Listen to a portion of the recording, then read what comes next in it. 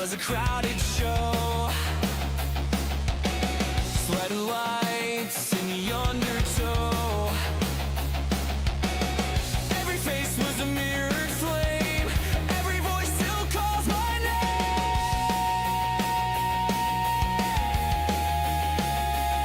We were sparks against the dark. Every lyric lit a mark. Still I feel it, still it stays. Calling through the static haze. Distant signals in the sky tonight. Every heartbeat screaming back inside. We were reckless. We were never blind. The fire we lit will never die.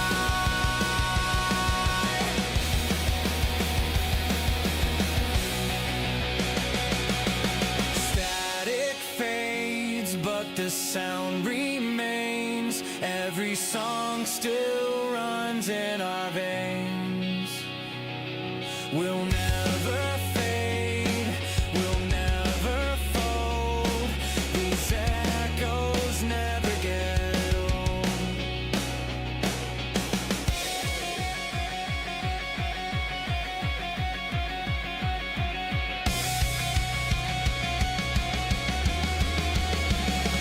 Distant signals in the sky tonight.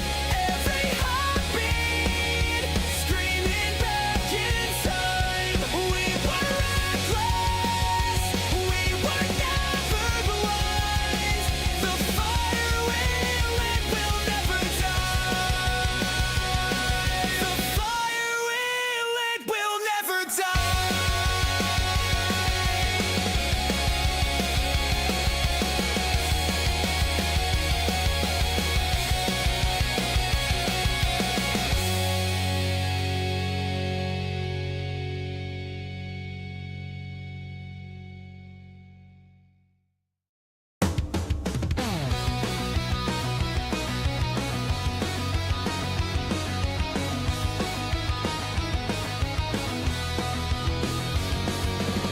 Another night under suburban skies. Dreams too big for a town this size. Every street feels like a cage. Every mile is another stage. We're burning faster than the ground. Every silence makes a sound. Chasing signals out of sight. Runaway hearts into the night. Like runaway satellites we fly. Breaking free from the weight of time. Every orbit pulls us high. We were made to cross the line.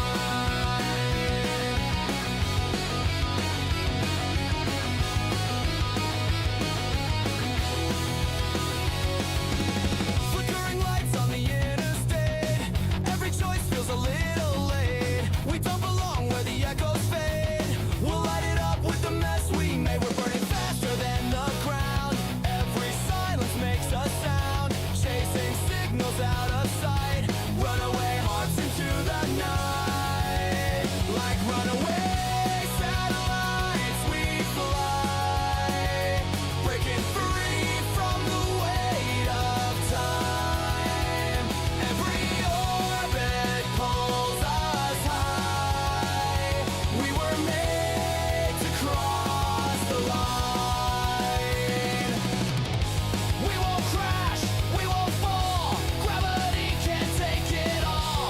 Every scar is proof we tried. Every night we're amplified. Like runaway satellites we fly. Breaking free from the weight of time. Every orbit pulls us high. We were made to cross the line.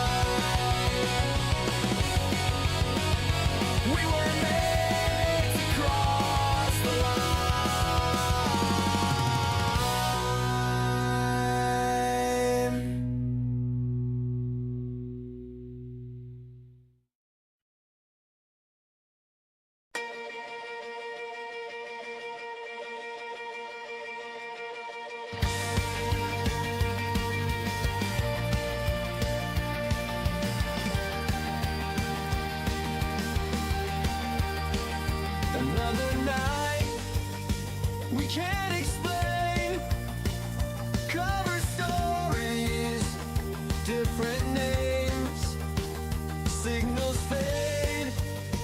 into the skies, running wild under starlit lines.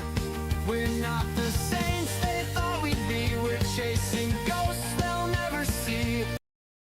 Ba-dum, bum, bum, ba-dum, ba-da-dum, da-dum. Hello everybody, welcome to Lazy Mini Painting. I am Laz and I am bloody well late, I know, I am sorry. Lone Star, wow, now there is a name I have not seen for ages. How you doing, bud? How you doing, man? Funnily enough, the reason I'm late is a couple of friends over on your side have tried to group. We're trying to arrange them getting over here in time for my wedding. Nothing, thank you. I might even do some walkie singing. I might. It really depends. Well, not now, because I'm not as wired up as I was this morning. Obviously, this morning was a bit of a frantic one. Voices came out, things started getting chatted about, and all sorts of stuff happened. So this morning was a bit of a weird one. However, tonight is just reading. He's reading stories. It's story time with Laz. Well, yeah, and about war mostly.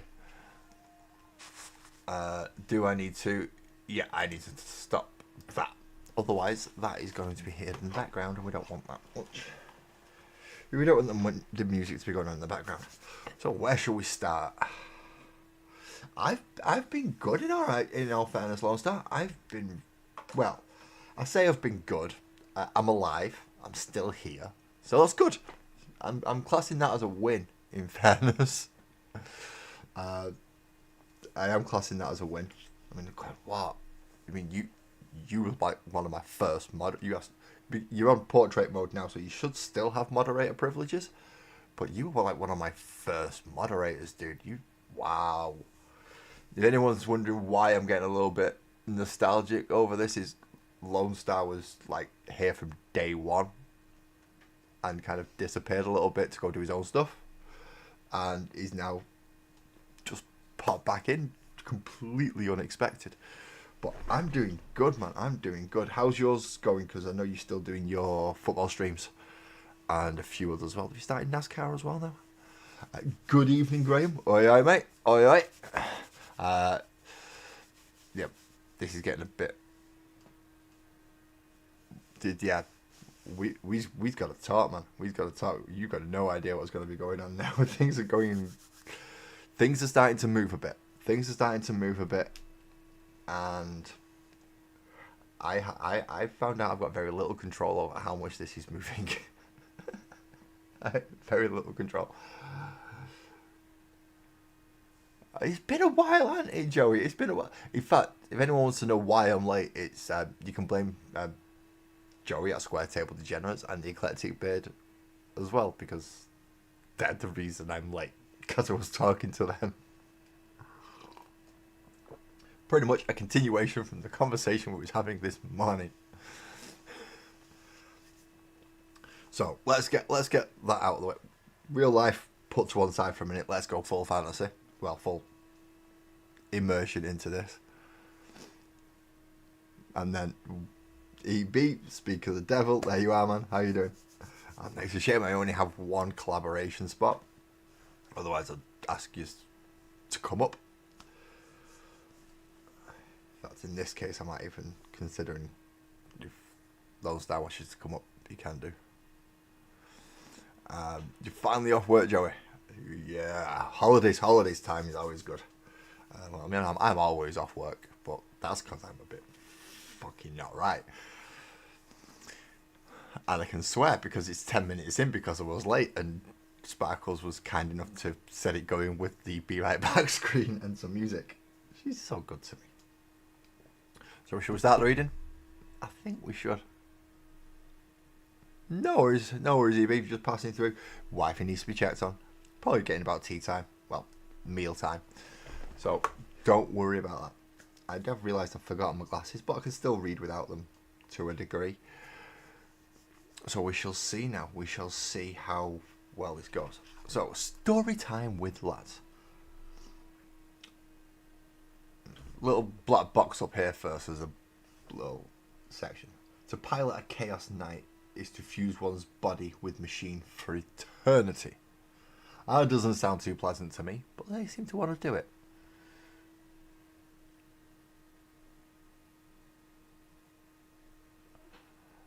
And as I said, this is getting taken out. Some of this is getting taken out of my hands now, and they're now planning to their own trip over for my wedding.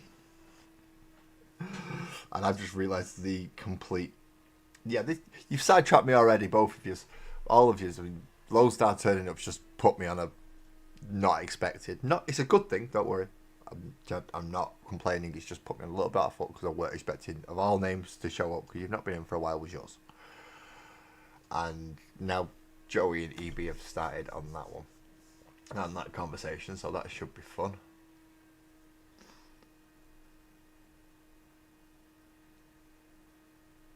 Right, yeah, Lone Star, I have two. I have a portrait mode and I have a landscape mode running. So EB and Joey are over in the landscape mode and you're currently on the portrait mode.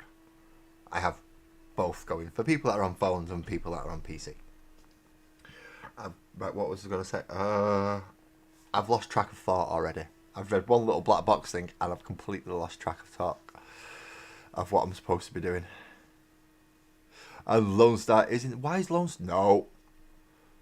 No, that's not right. Why has Lone Star not got his tool? View my channel. Go to my stream. Go find Lone Star. Right. Lone Star should have been a moderator.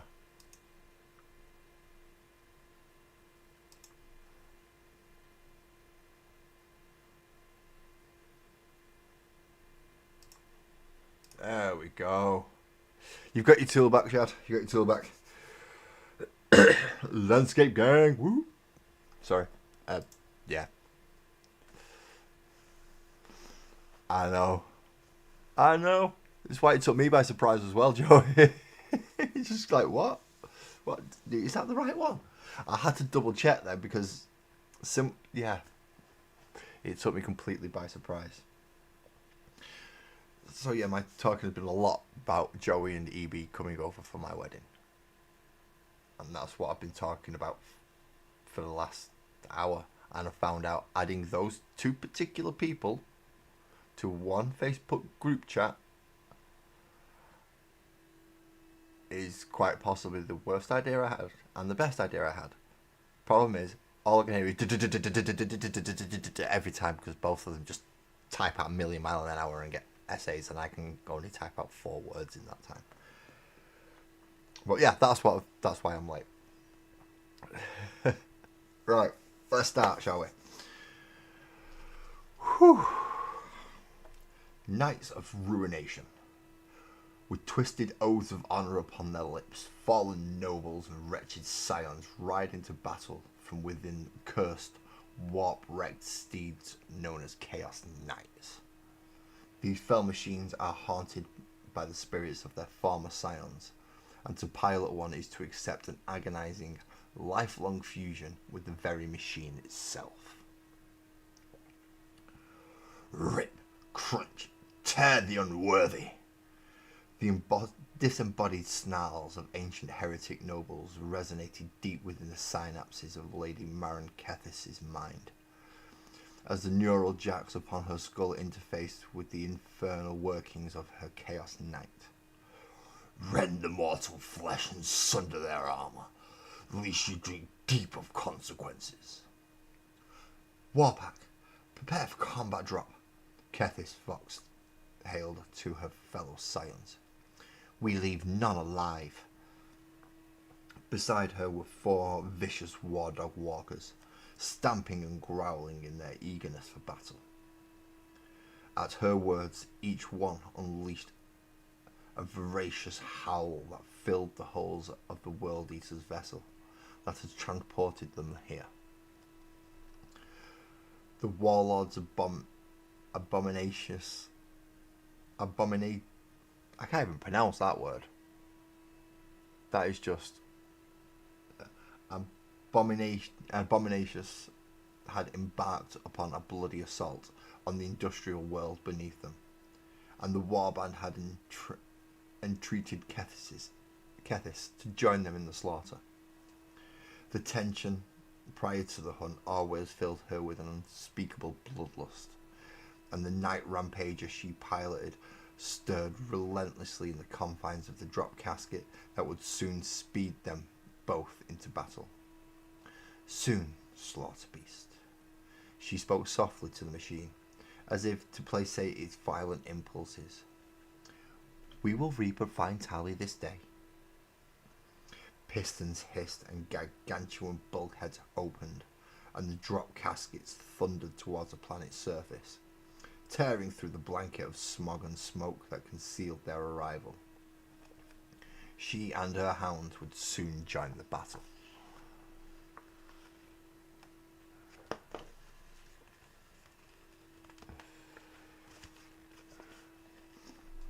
As the drop caskets broke through the firmament, and the field of battle rushed towards them at dizzying speed. Below, the battle raged like wildfire. Deafening artillery scarred the earth with heavy shells, and miles of trenches snaked across the world's surface. The soldiers of the Astra Militarum packed each of the fortifications to the brim, lasfire raining down on encroaching heretics. Fighting alongside the humans were the vainglorious Ultramarines, who were charged to meet the World Eaters in vicious melee. The field is rich, Kethis hissed to her retinue over the Voxling. Let us hunt. The very ground itself trembled as the diabolical war machines made impact on the scour-ragged battlefield. The Imperial forces, not immediately turned into red mist in the wake of the landing, were thrown violently into the dirt and buried beneath it. To Kethis' left stood Agriath and Haleth, piloting Malignance and Clawbane. To her right were Giantis and Veren, piloting Profanis and Malevolence. Around them, Kharonite warriors surged forward into the Imperium's defensive formations. Chainblades locked in bitter combat. A storm of bolter and lasfire converged on the newly arrived knights, and as they roared in defiance as they charged into the fray. Before Kethis cowered Cadian soldiers, terror filling their eyes as they attempted to scramble back to their trench. With a swipe of a warp strike claw, they were quickly erased in a red smear, their screams snuffed in an instant. Knights, forward! Kethis barked. She was soon answered by the sound of heavy treads and the whine of chain cannons spinning up.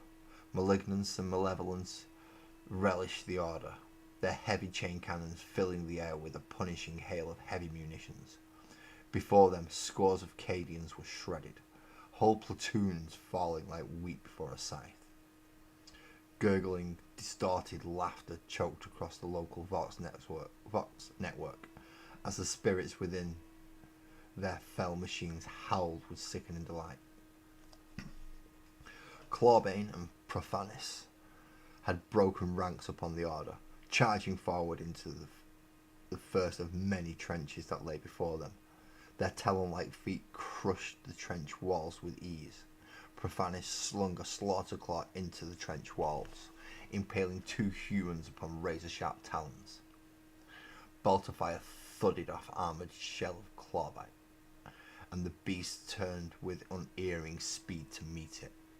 Ahead, 5 Ultramarines charged towards the trench, their chain blades whining as they fired upon the knight with heavy bolt pistols. The Reaper chain talon mounted upon Clawbite's arm spun with a bestial growl of its own, and Clawbite swung it to meet the oncoming Space Marines. Its blood-stained teeth bit deep into ceramite, and the sparks flew before giving way to arcs of crimson blood.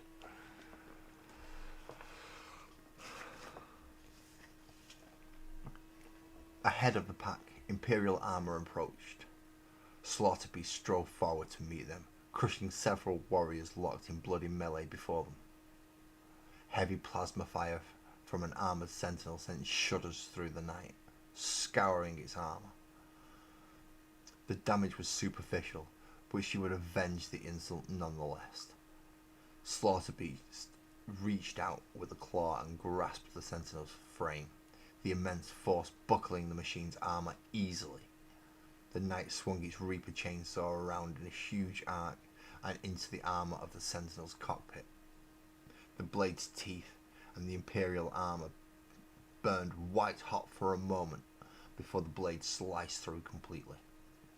Kethis had only an instant to savour the screams of the pilot before another sound cut across them, a deep, mechanical voice bellowing across the field.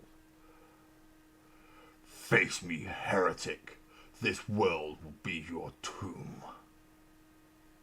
Slaughterbound turned his gaze to meet the challenger.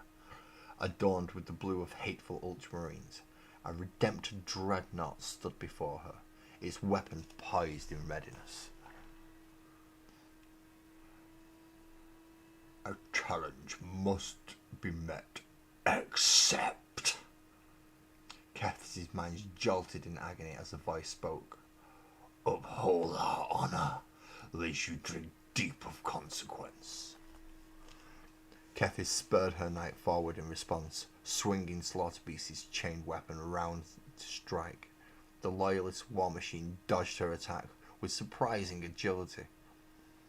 Her weapon buried itself into the earth where it had just been standing. Cursing, she fought to free the chain blade as its spinning teeth churned the ground below. The dreadnought unleashed a gout of fire from its heavy flamer, engulfing Slaughterbeast in flame. The ancient Geist shrieked in outrage, and Kethis finally wrenched the chain weapon free. The momentum of the action carried the blade in a wild, swinging arc. He struck a blow against the dreadnought's armour plating, sending the machine reeling backwards. Even though it fought to regain its footing, the Astartes war machine unleashed a hissing salvo of Icarus rockets, each connecting with Slaughterbeast's armoured chestplate in a fiery configuration.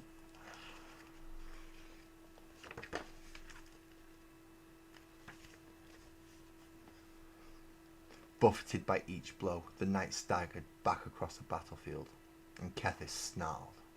The heavy stubbers upon Slaughterbeast's shoulders opened fire in retaliation, punching holes in the thick plumes of smoke enveloping the knight.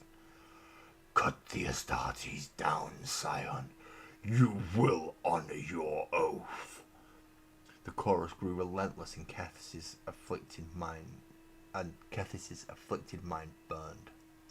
Slaughterbeast charged through the gloom, claws outstretched and grasping for the enemy.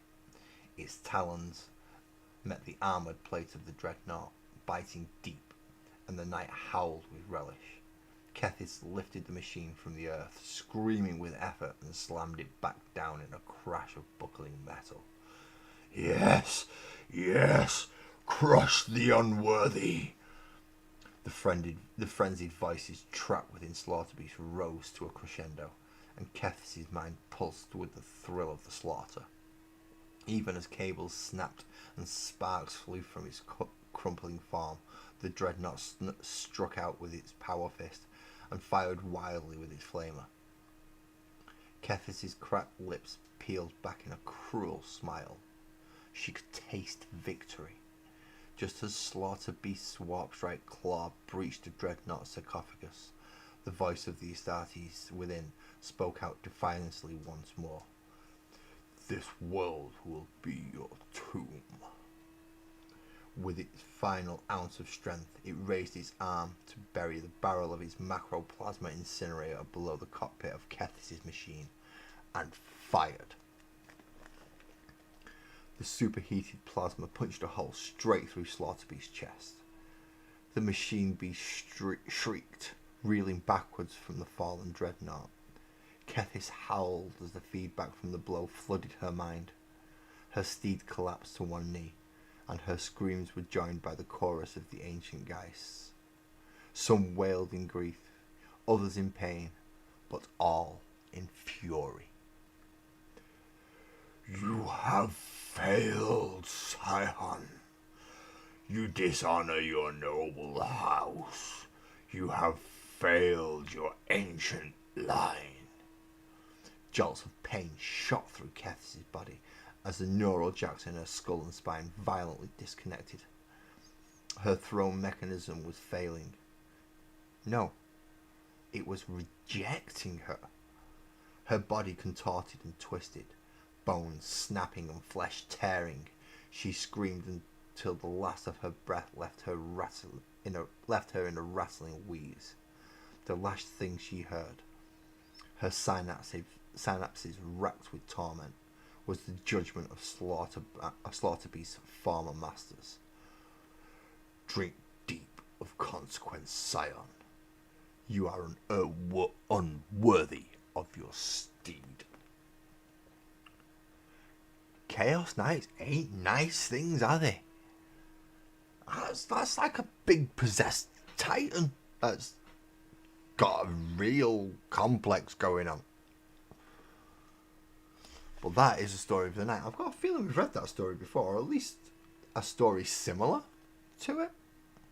Am I on 73? And not 74?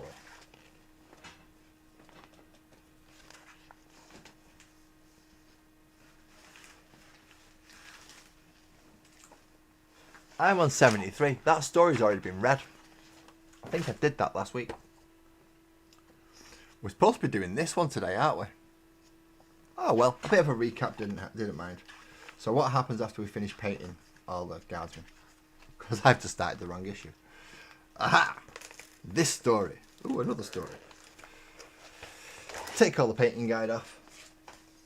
Don't need that till I'm painting all 60 odd of them. So what else have we got in here then? Because this is not what I was expecting. We have the campaign. We have data sheet. And we have... oh, we have this story. Hey, good evening, Lee. Good evening. Hope everyone's having a good time. I've just read a story that I read last week.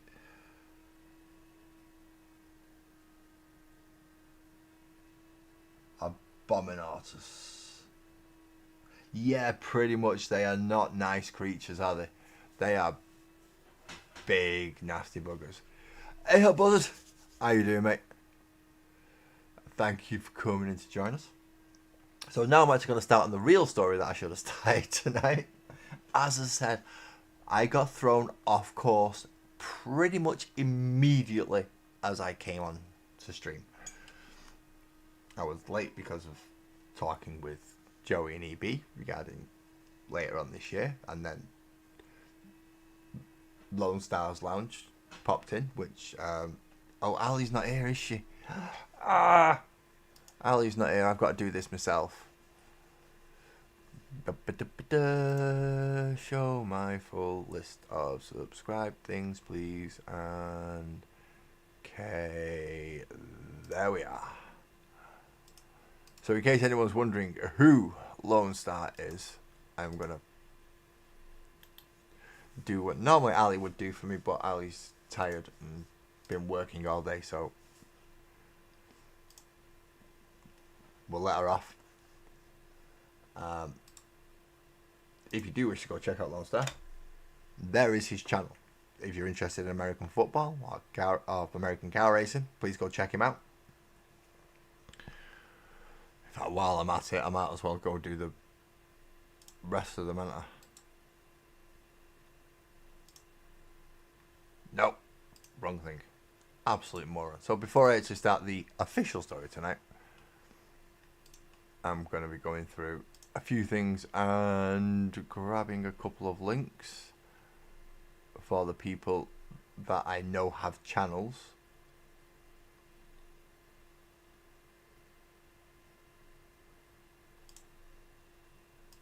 I'm popping those links into chat while I'm at it, because I do keep forgetting, and Ali's too good at this. So for me to keep up is definite little bit of a pain in the rear end. And we are, I don't, right, EB, I don't know which, right, I'm going to put that one up. I'll put that one up, just because it's your main channel. I don't know all the other channels.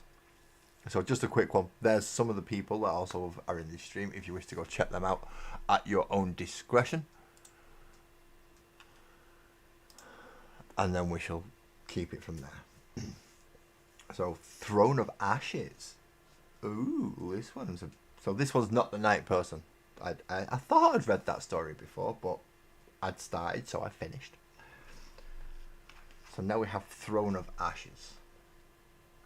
On Nova Astran 7, Baron Cutler has spent many years hiding from plague in his decaying palace. His brother has usurped his position, and the planet has fallen behind in its tithe. But at last, it seems salvation has arrived in the form of the Inquisition. Nobody expects the Inquisition. Sorry, bad joke there. A cold light penetrated the corridor, illuminating the crumbling plasterwork. The gilding had peeled off long ago, and the remaining paint had faded into blocky colours, looking not so much like the fine art of a palace as a mural painted by a child on their playroom wall. Amid a faint swirl of dust, Baron Cutler strode down the corridor, his eldest son, a slim boy of 18, in his wake. "You will not speak to him," Cutler barked. "I will instruct him of our peril, and he will have the strength to venture outside amidst the plague to bring down his wrath on those who challenge us. Soon my brother will kneel before me and accept his rightful place." Jace trotted to keep up with his father. "Will Uncle Jax come back here?" he asked. "He will be brought back here," corrected his father. "Our desperate hails have been answered, and by his grace, the God Emperor has sent me a champion. My name shall live on, and when you have a son, you too will see that your reign only holds its meaning when you can pass it on to your line. That is why we rule." "But what about the people?" asked Jace in surprise. "We do not rule for them. Do we not rule for them?" Baron Cutler stopped abruptly. "The people?" he asked, and a mocking tone entered his words. "Too long have I entrusted your education to others. When did we last speak?"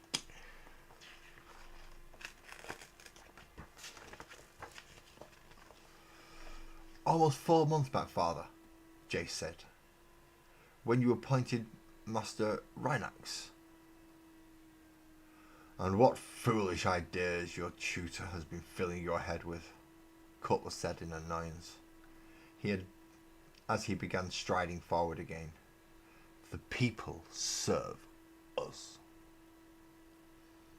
Cutler rounded a final bend and made for his study, Jay still trotting on behind him, though thoughts of his books filtered through his mind.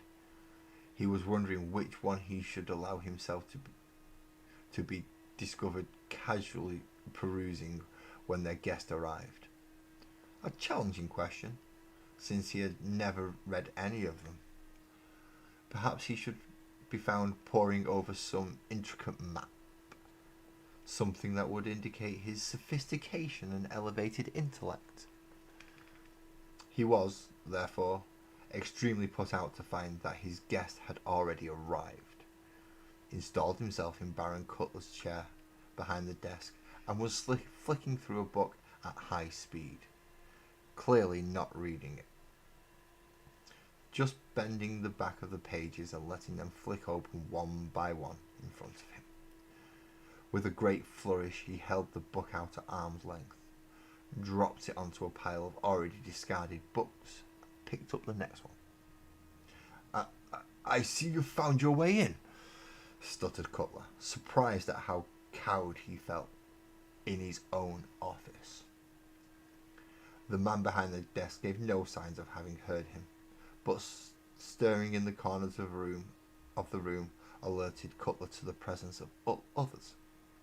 They were dressed like the man in the chair, but somehow less impressive, where he wore plate armour and a delicate cloak over rich clothes adorned with seals and talismans.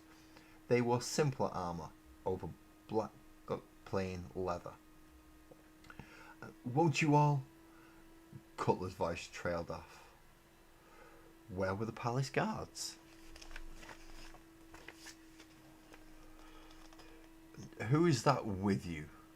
Asked the man in the chair, still not looking directly at Cutler. My son, said Cutler after a pause. Then let me instruct your son in the duties of an imperial world. To Cutler's horror, Jace tried to raise to the occasion. We were just discussing that the people must be made to... Cutler turned furious eyes on his son, but the man in the chair cut him off. Your duty is to the Emperor alone, and all that is required of you is to submit the tithe that is due. I, Inquisitor Acosta, will make sure that you do. The people betray us, spat Cutler. There is rebellion, there is plague, there is death. We have cut ourselves off here that we might return the planet to the service of the Imperium. You admit to proceeding over a rebellion? Asked Acosta, a mischievous smile playing on his lips. No, I... Then perhaps the truth is that you preside over nothing. At this, Cutler drew himself up, red-faced and sweating. I am the head of my house, a house that has stood for generations in service of the Imperium. You will aid me and restore the dignity of the planet. I shall certainly restore the dignity of the planet, replied Acosta, but that has little to do with anything happening outside these walls. When did you last venture beyond the confines of your palace? The word hung nastily in the air, and Cutler flapped his mouth up and down ineffectively. Because, continued Acosta, they seem to be doing just fine without you. Thriving, in fact, under the stewardship of your brother, who has taken over in your absence. It's a lie, snapped Cutler, as the words stung him. Acosta rose from behind the desk, and Cutler cowered. Go, see for yourself, Acosta commanded. Begone. And Cutler turned tail and ran, leaving Jace behind him. He had not gone far when a figure loomed from the shadow. For a second, Cutler dared to hope that it might be one of his guards, but his heart sank when he saw that it was a stranger, one of Acosta's agents.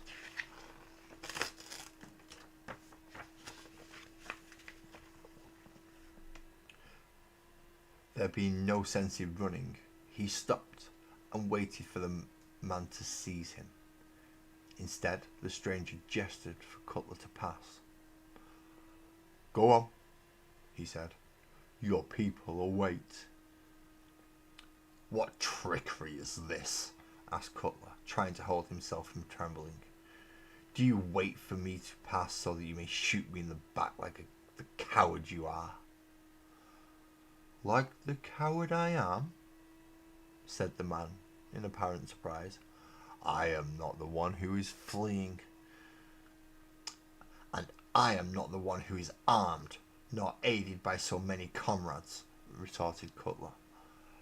There is no bravery in such an overwhelming advantage. No, indeed, said the man, but I am granting you your freedom. However, you must remember that my lord holds your son, and one of you must serve your punishment. Go, be free. We have all wagered on the choice you will make, and it is in my interest to let you leave. Head bowed and tears stinging his cheeks, Cutler turned, and, pulling against a lifetime habit of pure self-interest, he returned to his office with the agent. Acosta gave Cutler a curious look as he returned, as though acknowledging a grudging respect, but then his face hardened again. "I see," he said. "My lord, have mercy," begged Cutler, but Acosta gave no sign of having heard. "Your only grace is that your brother may be ruler apparent, but he has not seen fit to pay the tithe either. So, because it amuses me, I will leave your son here in place to contest his new kingdom. But I warn all present here that if the tithe is not paid by one or the other, then I shall return." "You will let my son live?" asked Cutler, with doubtful hope. "Indeed," said Acosta, "but a true man must start from nothing." At his words, his agents swarmed out from the shadows and let loose with bolter and flamer, decimating the palace around him. They fired into the walls and the roof, sending splintered wood and crumbling masonry flying. Soon a fire had kindled in the wreckage. The smell of smoke filled the ruins, mingled with the choking dust. As Cutler was grabbed and his hands were bound, he saw Acosta turning to Jace. "Behold, my little lord," he said, leering, "your throne of ashes." So, in other words, don't piss off the Inquisition. They gonna come get you. That was a nice little story, actually. A few nice little characters we've not been introduced to before. And, yeah, a planetary lord being shown his just and rightful place in the galaxy as, "You're a worm, mate. Do as you're told or we're going to come and remove you." Pretty much how the Inquisition works. Is there only the one story? That was no. I'm kind of glad I read the other story now, even though it was a reread. Oh no, we have something. We have a little bit of history here about House Cutler. Baron Cutler is the hereditary ruler of Nova Astron 7. Although it is normally an imperial planet, in fact, its only role in humanity's great empire is to supply a tithe of soldiers to the ranks of the Astra Militarum.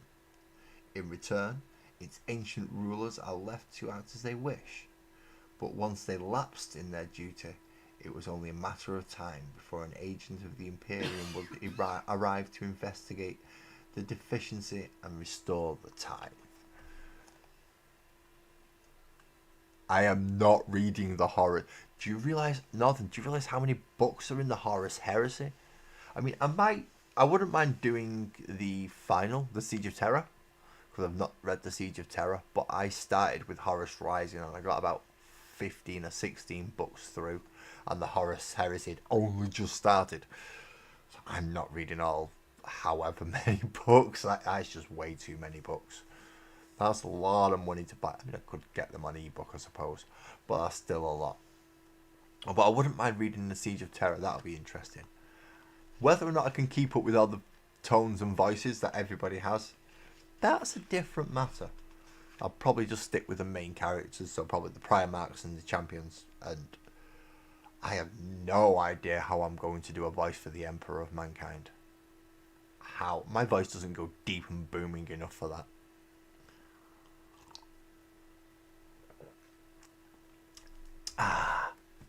Needed liquid. As we saw this morning, we built 20 Cadian shock troopers, not 10. And once again, it gives you the option to give you the background for that unit. Usually dice rolls are needing to be picked. So, for Cadian shock troops, can I make this a little bit brighter? So potentially, yeah, there we go.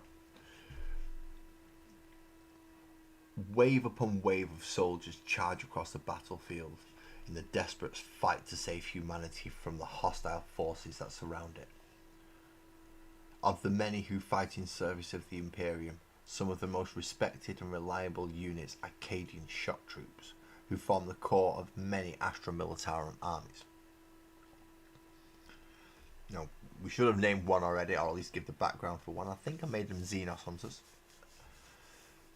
Let's see what these ones get a choice to be. So if you are... Pardon me, jeez, sorry about that. Shouldn't be doing that, no. So if you roll, and you roll a 1 or a 2, these Cadian shock troops have weathered many battles and are deeply respected by their comrades for their experience and bravery. Roll a 3 or a 4. These Cadian shock troops work in close concert with armoured vehicles and use their cover to get close to enemy positions. Ooh, hiding behind big tanks. Don't want to be there when it goes boom though. And if you get a 5 or a 6, these Cadian shock troops are newly recruited and are desperate to get into the thick of battle where they can prove their skills and daring. In this case, because I only built them today, I's going to choose 5 and 6. They are fresh recruits, and they don't realise they're going to get shot and killed in the first mission they ever go on. But they're there and ready to go. That's the main thing. So, the data sheet. I think we went through the data sheet last time and it gave us the grenade launcher and plasma gun. This time it's giving us the melter gun and the flamer. Lasgun's a lasgun. It's rapid fire 1, 24 inches, hits on a 4, strength 3, no AP, 1 damage. Pretty much it's a flashlight. It is a flashlight. The flamer is actually better. Not as big a range, 12 inches. D6 attacks, so you've got to have to roll each and every time you want for how many attacks it gets. But it's an auto hitting weapon, so however many attacks you get, that's how many hits you get. It's awesome. Strength 4 means he's got a chance of getting through some kind of Space Marine-ish armor or something a little bit tougher than a guardsman, and it should mow through all the light infantry, guardsmen, Eldar, Tau, all the toughness 3 stuff. But you also get a melter gun. Now it only has a 12-inch range and 1 attack, hitting on a 4. But it does have a strength of 9. Minus 4 AP, so it's pretty much stripping everything of his armour. And if you don't have an invulnerable save, you're probably not getting anything from it. And then D6 attacks. If you're within 6 inches though, it becomes D6 plus 2 because of the melter rule. Very nice indeed. Very, very nice indeed. Again, standard Cadian shock troop stats. Movement 6, toughness 3, 5 plus save. 5 plus save. So a third of the time you should save them. Provided you've not got any AP. Most things have AP. Unless they're really, really disposable little grunts like Cadian shock troops. Only 1 wound each. Leadership of 7, which isn't too bad. It's going to be the average you roll on 2 dice for leadership tests. But it's the OC2 per model. And if you're fielding them in 10s and 20s, that's a lot of objective control for that unit. Because a unit of 10 is going to have 20 objective OC on an objective. It's going to be hard to shift that much unless you can lay down enough firepower just to mow the unit off the objective. And if it is a large unit or 2 large units, you're gonna struggle unless you're putting down a lot of anti-infantry firepower. And you can't go too much anti-infantry because you don't know if they've got Ogrins or Leman Russes or Rogel Dawn battle tanks or Baneblade super heavy battle tanks. In which case that strength 3 flashlight is gonna do nothing, and they are going to just wipe out your army. So you have to have a nice balance, but you've got to take into account that if you're doing one big heavy shot against a group of 10 men, you're only killing 1 guy. So you need your bolter shots or your las cannon shots or your shuriken catapult shots, things like that, just to help thin these guys down. And then, Chaos Space Marines. Now, the Chaos Space Marines from Combat Patrol, are painted as the Black Legion. The Black Legion are the Legion that blew up Cadia. Dropped big Blackstone Fortress into it, smashed it to pieces. That's what they did. Since the fall of Cadia, the Chaos Space Marines have rampaged across the Imperium, leaving devastation in their wake. But brave soldiers of the Astra Militarum stand ready to face them and continue the fight. In a system overrun by the enemy, the soldiers of the Astra Militarum are desperately trying to hold their ground and, where the opportunity presents, take back positions that have been seized by their enemies. Each time they are afforded a reprieve, they are met with news that another nearby planet in the system is under attack, or has fallen to enemy forces completely. Despite the forces being spread thin, the heroic troops have not given up. They will continue to fight until the last.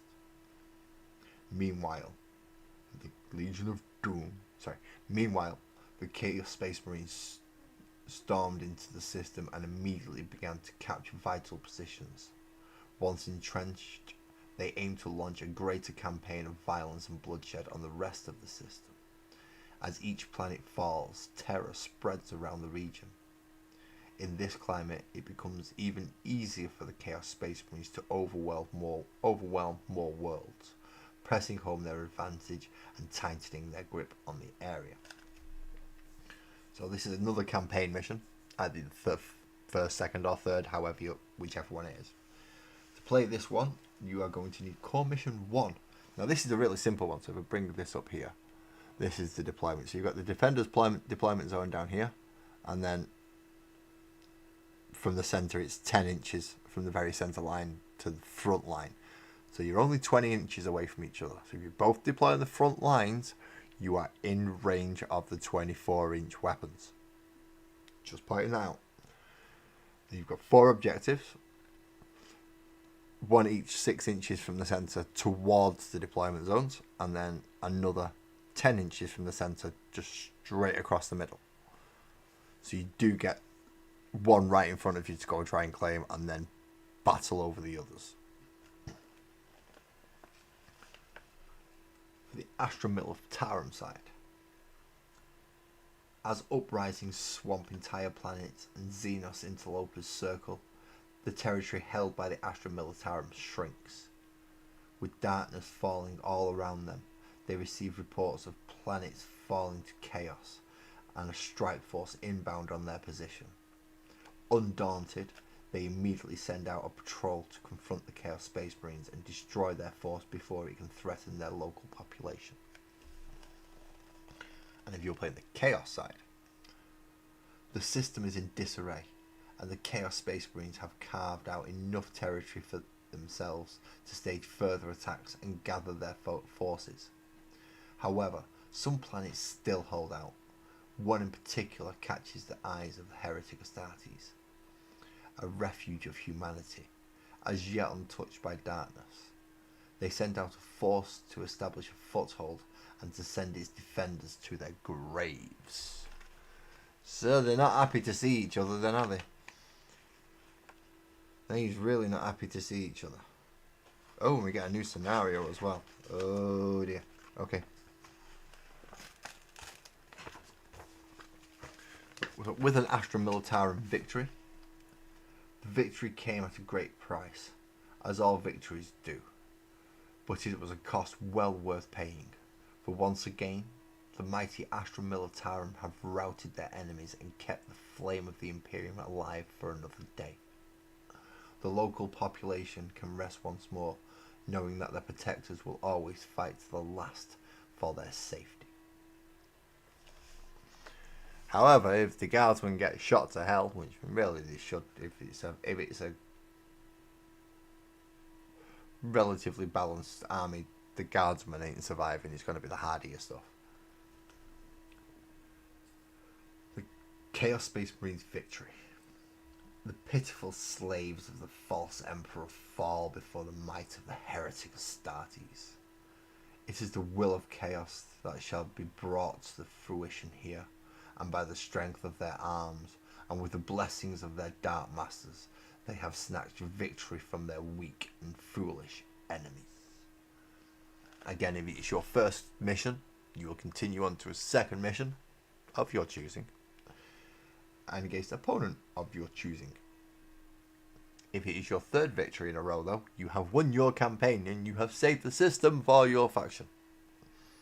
Which just makes it all weirder for me, because there's at least 2 loyalist factions to the Imperium that are in there, and you can make them fight. By the end of it, you can even make the 2 Chaos factions fight. It's great. But we do get a new scenario, gaining ground.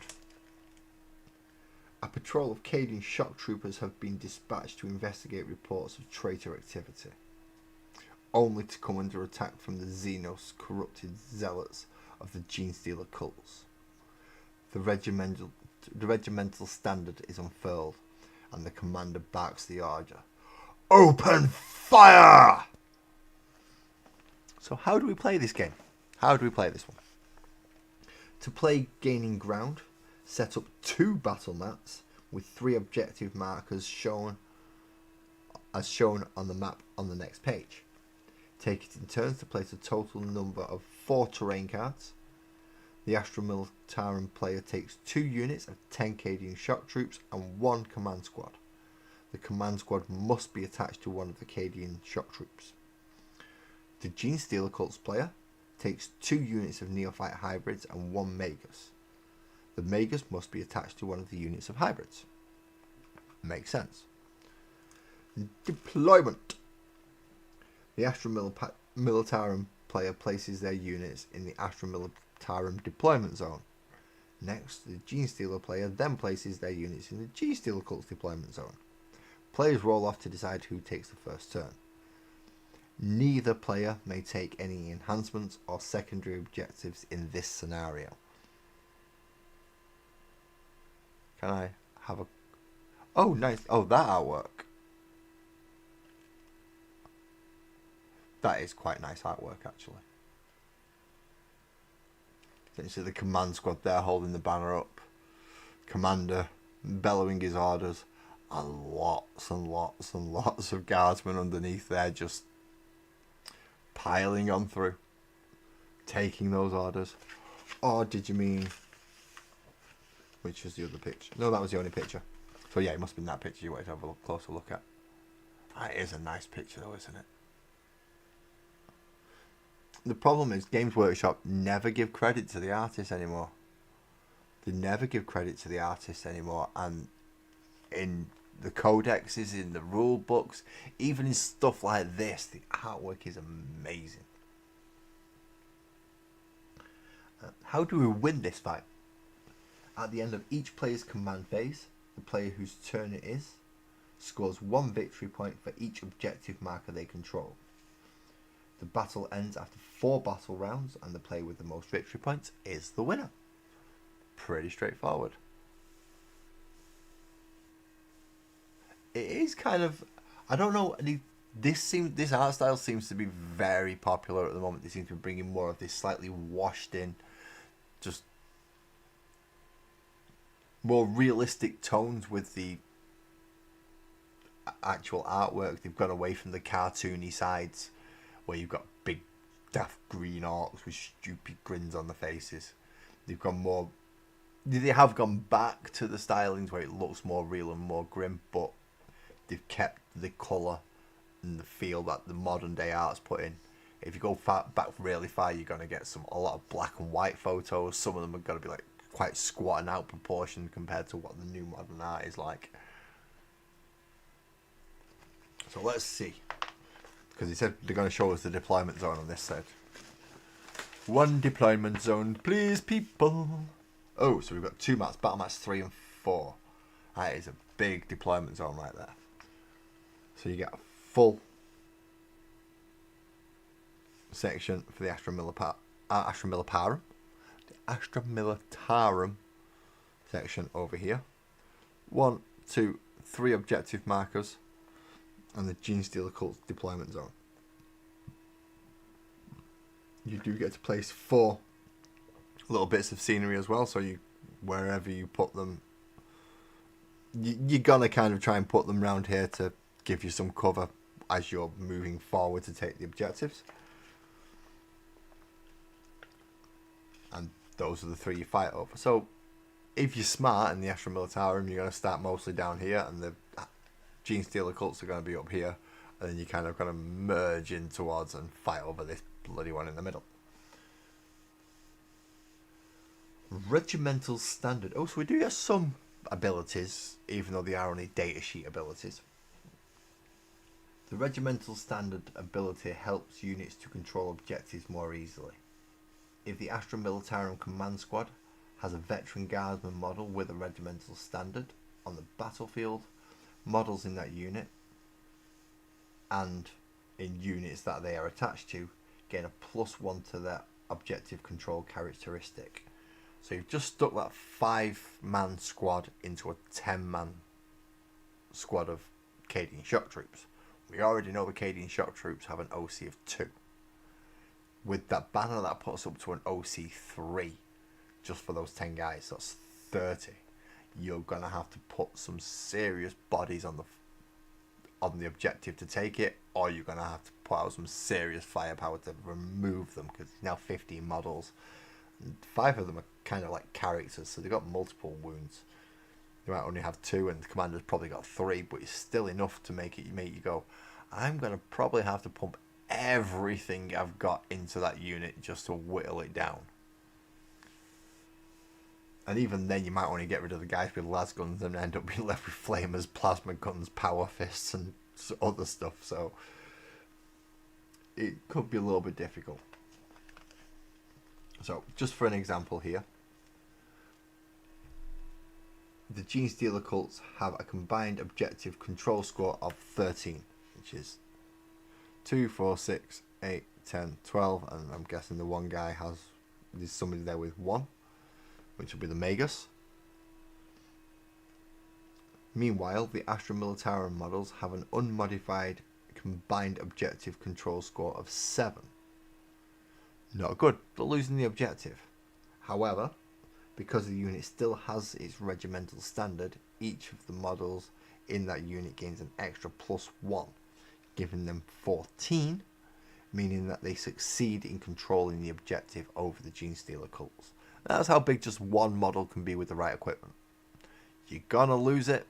He's got a banner. He goes, I got a flag. And all of a sudden, you take the objective. Kill the guy with the flag, and no, they're losing. Although looking at that, they should have more than a 7 OC. Unless it's 2, 4, 5, 6, 7, 8, 9. They should at least have an objective control of 9. And then adding another 7 on top of that. That should actually be 16, not 14. That's silly. But that's how the banner works. If you've still got the banner, you can control objectives more, because plant your flag, it's ours now. How Britain took over most of the world. Oh, we get to learn about orders. Now, this is something I weren't sure about, because I know you can issue orders in the Astra Militarum, and each one can only issue so many. So I think each command squad can issue 2, and a regimental, like Supreme Command, can issue 3, etc. Oh no, a Cadian Commander can only issue 1. Okay, I was wrong. I must be thinking about an older edition. Voice of Command. It's not a Canadian. Stop saying that, lads. Stop saying it. It's not a Canadian, is it? It's a Cadian commander. In your Cadian command squad has the officer keyword. Using the Voice of Command ability, they can issue orders to nearby friendly units that have the regiment keyword. In the Astra Militarum player's command phase, the Cadian commander can issue 1 order to any eligible unit within 6 inches. including the one he is attached to. Each order's effects last until the beginning of the Astra Militarum next command phase. So they're going to give us 3, just 3, that we're going to be able to use. First one being move, move, move. In this example, the Cadian shock troops move characteristic is increased to a total of 9. Ooh, that's nice. So the actual order itself, this order allows the receiving unit to move harder and faster, giving them a chance to race towards an objective or storm an enemy position. When a unit receives this order, the Astra Militarum player can add 3 inches to the move characteristics of models in this unit. This order only affects movements based on the move characteristic. It has no effect on charge rolls. So you can go from a 6-inch move to a 9-inch move, which can be pretty big, especially if you are looking to make a charge and it doesn't say that you can't. It doesn't say you can't charge or shoot or anything afterwards. So you get extra 3-inch moves. It might put you into rapid fire range with your las guns or your plasma. It might put you in range for your melter gun or your flamer. Just having that extra 3 inches can make a bit of a difference. Or alternatively, you can use take aim. This order grants a boost to the unit's firepower and increases the chance of them hitting the foe. This is ideal when attempting to clear an objective marker and capture ground, or to simply destroy the enemies of the Emperor. When a unit receives this order, the Astra Militarum player can add 1 to the ballistic skill characteristic of this unit's ranged weapons. So whereas a guardsman will normally hit on a 4+ when he's shooting, if you use take aim, they will now hit like Space Marines, they will hit on 3s, making it much, much easier. What, move, move, move, or take aim? Which one? Now then you're going to have to be a little bit more, you're going to have to say, is it take aim? We don't want to know what you're taking aim at. Or is it move, move, move, get out the house? That sounds more like it, really, doesn't it? The third one, which is take cover. This order grants a unit a better chance of surviving an enemy attack or barrage. When a unit receives this order, the Astra Militarum can improve the save characteristic of models in the unit by 1, to a maximum of 3+. Remember, to improve the save characteristic, you take 1 away from it rather than adding 1. So when, as it shows there in green, normally they would have a 5+ save. If you use take cover, they then get a 4+ save. That goes from a third of the time. Oh, extra 3 inch. Should have known. Should have known. Extra 3 inches. Never have that problem, but we'll leave that for not on YouTube, shall we? So it helps them stay alive a lot more. So you got a 50% chance of staying alive, and it helps negate some of the AP. If you can get them in cover as well, and then give them that take cover, that 4 becomes a 3. That's why it says to a maximum of 3+. Because if they're in cover, they get more. So we do have orders now. Move, move, move, take aim, and take cover. I am gutted that we did not get first rank fire, second rank fire, or bring it down. Those, I would have been happy with those 2 commands. First rank fire, second rank fire gives you extra shots. So you get 2 shots out to 24 or 3 shots out to 12 with your rapid fire 1 weapon. And take it down, I think, is lethal hits against vehicles and monsters. A big difference in what they can do. Like just sheer volume of fire, or no, you're big, we're going to rely on 6s just to hit you and we're going to wound you. But as we are playing combat patrol and we're not really facing anything big.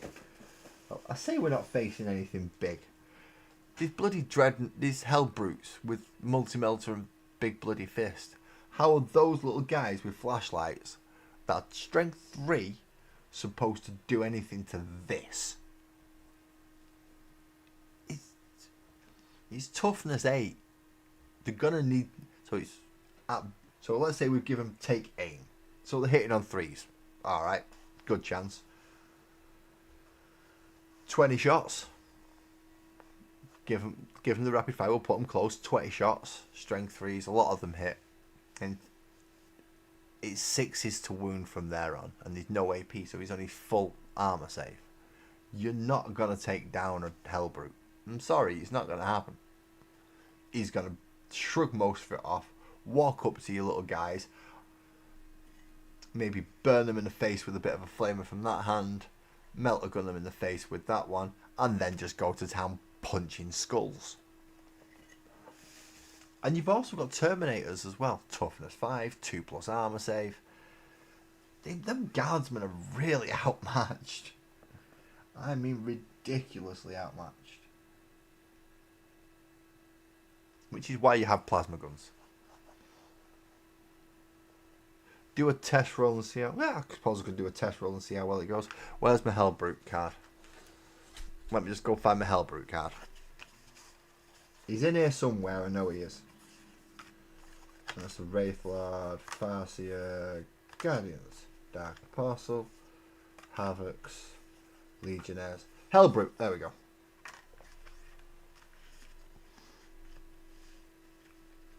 So, right, let's do my setup of Imperial Guardsmen, because I've got a plasma gun and a melter gun. For the purposes of this, they are within 12 inches of the Hellbrute. They are all charged forward. So, get the big block of dice and a dice tray. So get my dice tray. And actually, make sure I get my dice tray, which is the blue one. That's not a bad idea, no. As long, just test rolls. I don't have to get all the models out and set it up. We got theatre of the mind. Theatre of the mind. So, set my little dice tray up because I don't lose any dice. I do not wish to use my Rogues Den Hobbies dice because I do not have enough. I don't have enough Rogues Den Hobbies dice to actually do an Astra Militarum shooting phase. Let's just double check I've not missed anything else to make it easier for me. Goliath, Rock Grinder, Neophyte Hybrids. No, so we've not had the card yet for the Guardsman. By the looks of it. And on Votann we've got lots of... We've got the Orc stuff. No, we've not got the thingies for the Guardsman yet, so I'm going to have to flick back and get their rules. Just to make sure I am doing this. Right, so we're not going to give them... No. Fuck it, we're going to give him the order. We're going to give him the... You get +1 to your ballistic skill. So, a 10-man unit of guardsmen. The sergeant has a bolt pistol. There is a guy with a plasma gun. There is a guy with a melter gun, so that's 3. And the other 7 have las guns. Rightio. So I need, and they're within 12 inches, and there's 10 of them, so I need 20 las gun shot. No, 7, it's 14. I need 14 las gun shots. 1, that's 2, 4, 6, 8, 10, 12, 14 las gun shots. We also need, where is it going? Where's it going? Plasma gun. Sod it, let's supercharge it. We're going to need 2 plasma shots, which can be the blue ones. See, nice different coloured dice. This is how I like it. And 1 melter shot, which will be the... No, that doesn't look different enough. And 1 melter shot, which can be the big yellow. Alrighty then. So all of them are going to be hitting on 3s because they've been given the more effective shooting range. The plasma gun has supercharged. So this may actually show the importance of plasma guns and melter guns. So blues are the plasma guns, big yellow is the melter gun, and all the whites are flashlights. Hitting on 3s.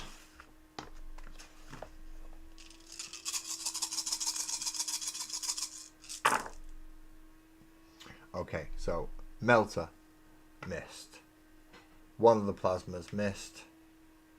Missed.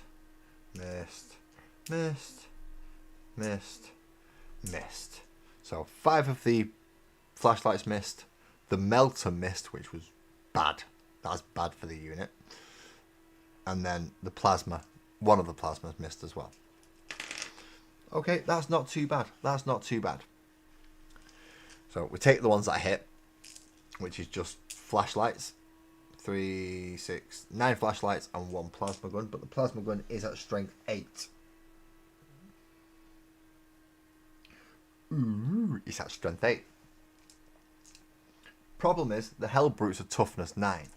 So 5 plus, we need a 5 on the blue one, and we need 6s on all them. Okay, so if it's not a 6, they do nothing, and that needs a 5 or a 6. Okay, let's see how it goes. Wounding the Hell Brute. So the plasma did nothing, it got a 3. And out of all the las gunshots, I'm just going to slide them all out of the way. One shot wounded. Okay. So the Hell Brute's got to make a save now, but a flashlight doesn't have any AP, so he gets to use his full 2+ armor save. So it's 1 dice, because that's all that got through. And let's see if he saves it, or does he go from 8 wounds to 7 wounds?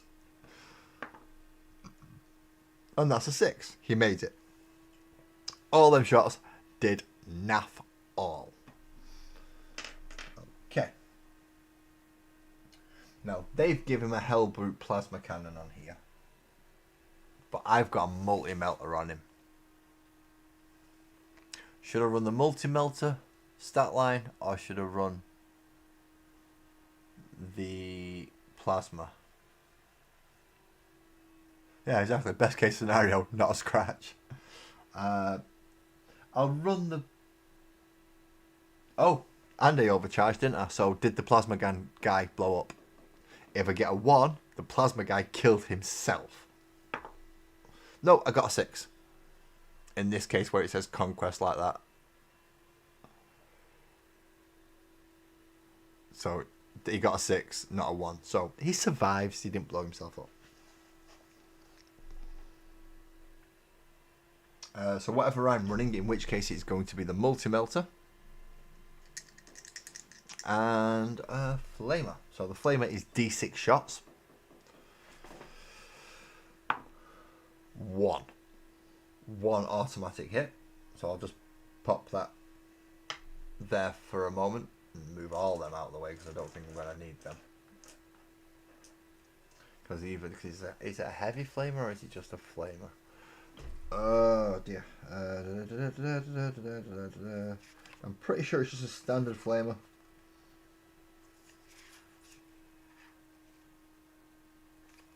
I've just got to try and find someone with the standard flamer loadout and rules. Oh, there's a chaplain.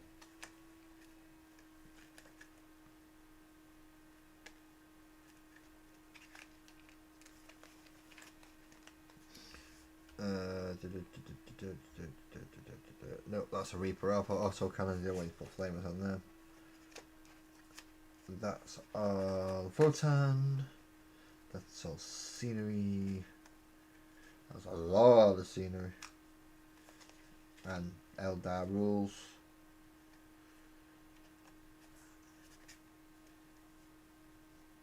Why has he not got a flamer? Why can I never get a flamer option when I need it? Oh, it's only hitting once, but I need to know if it's strength 5 minus 1 AP or strength 4 no AP. If it's a standard flamer, I'm pretty sure it's strength 4 no AP. Which doesn't really help the Guardsmen because they had the +1 to hit. And then 2 shots from the multi-melter, which is in half range because the Guardsmen were in half range. And that's 3s to hit. 1 hits, 1 doesn't. Okay, so the blue needs 2s to wound. And this yellow needs 3s.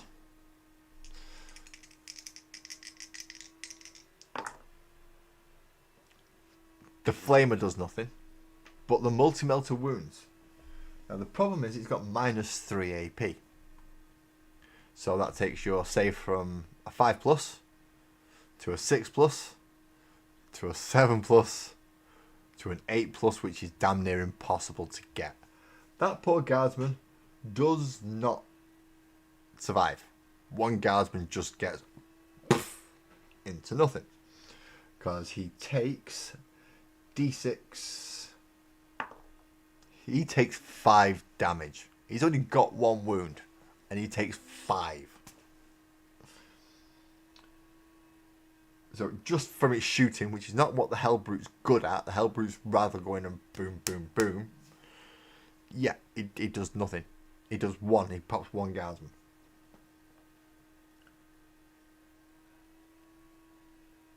So even if he just does that for a couple of rounds and then eventually gets running into them. So I've got Hellbrute Fist, which I believe is strength 10. And he's also 5 attacks. So Hellbrute's going to charge because the Guardsmen were stupid enough to charge him. Hellbrute's charged, got into close combat. And now he's going to swing 5 attacks. Hitting on 4s.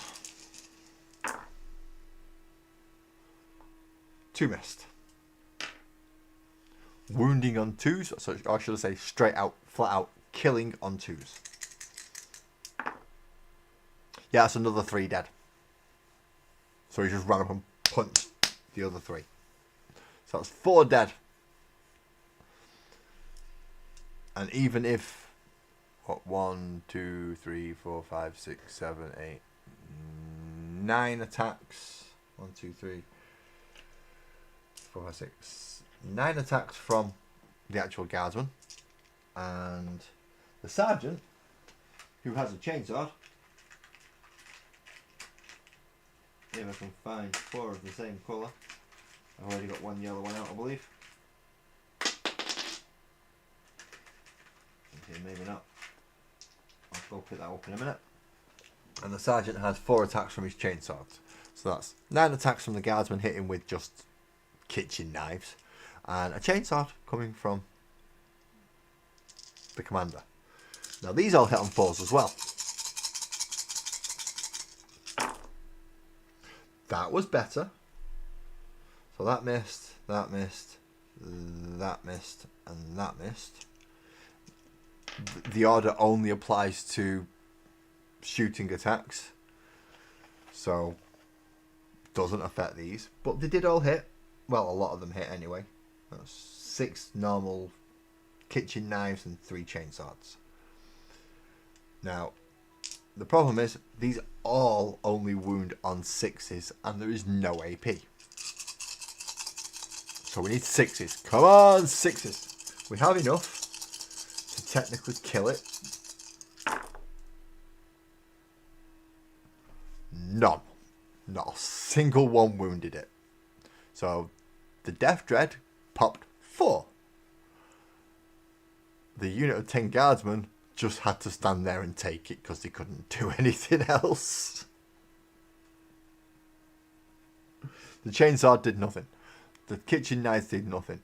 Blood for the Blood God indeed, and that Dreadnought, that Hellbrute is in his element because he's just making people turn into red mist. I have some quite nice selection of dice, don't I? But essentially, this is why guardsmen should not go up against Hellbrutes. And it's why they're meat for the grinder. They do practically nothing against anything heavier than them. I mean, you've got a chance against Space Marines because you're wounded on 5s, not 6s. Sometimes you might even be wounded on 4s if you're hitting on strength of 4. But majority of the time, no. You're not doing nothing to them. Against Eldari, on the other hand, they're only toughness 3. You've got a better chance for them.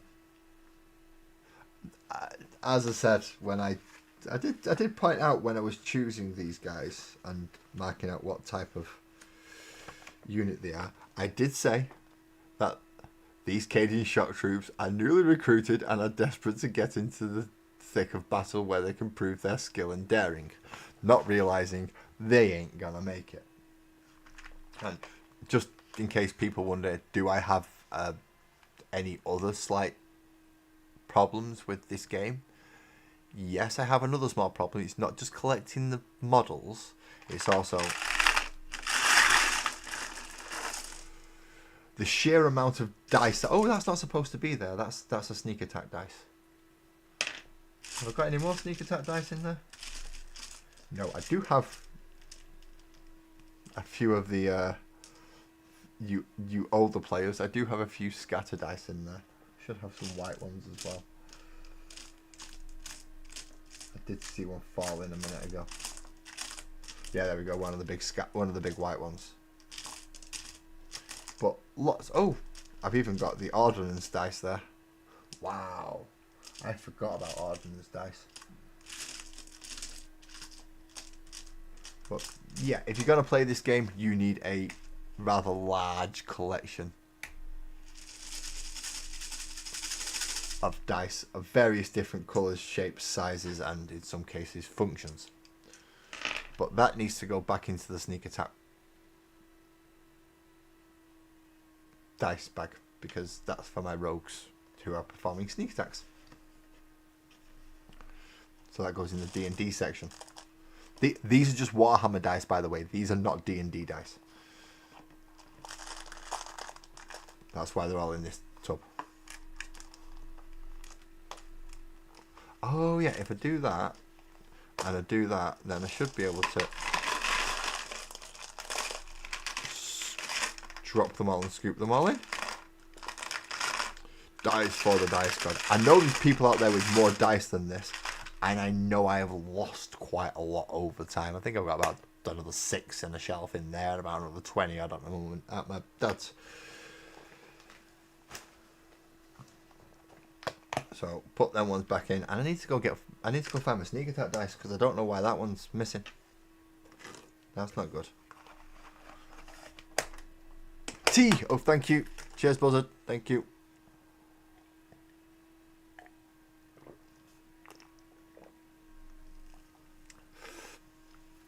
You've been nap trapped. It's alright. Alright, let me just go find the bag for this one to go into because I need to put it somewhere.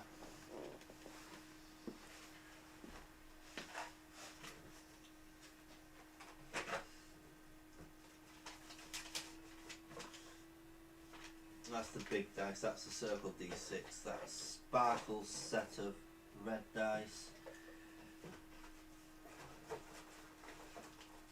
What's in the back there? Nope. I can't remember which drawer my...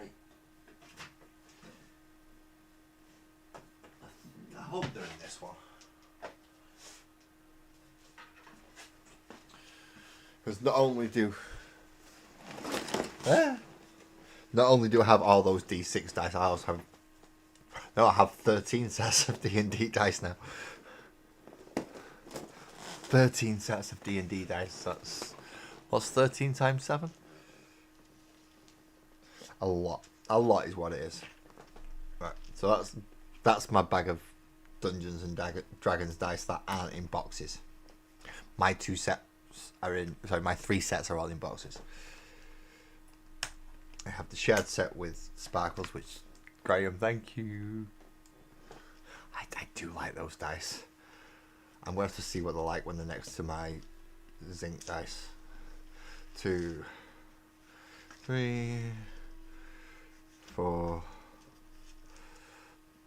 5. Is that all 5 of them? Yeah, it's all 5 of them, plus all the others we've got scattered on the dice. But as I said, I have a specific set of D6 for rogue sneak attacks. Which is really frustrating because the 5s, you have to look out for the little... So if we bring the 5 up, you have to look out for that little thing on the corner there. Because 5s and 2s look very similar. And it's that little white thing that tells you which way around it goes. But they're alright. Oh, I've got all my sneak attack dice back now. I'm not sure where all my D&D sets are. I mean, I've got 5 here, and I know there's 2 over there, and there's another one for 5, 6, 7, 8. I know there's at least 8 that I can put my hands on. 9 and 10 if I can find my tin, and then my daughter's dice as well. Lots and lots of dice.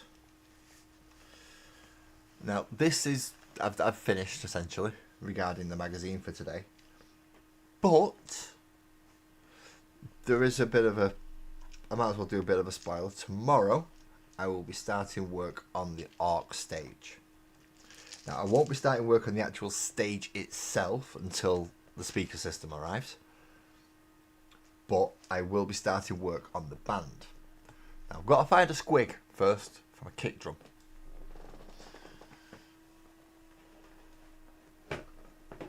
But in the meantime, while I am looking for squigs, I have decided that this chappy here is gonna be the drummer. And if I can get someone, and they just, in fact I'm going to open this because I need to see the sprues. I need to see what weapons I can convert into musical instruments and which one I could potentially use for a microphone stand. So while I'm waiting for Buzzard to come back for having his brew, because I have a habit of disappearing when he goes for a brew apparently. He goes for a brew and then I thank you everybody. Yeah, apparently I have that habit. So let's pop this Oryx Brutes box open. This is Age of Sigmar.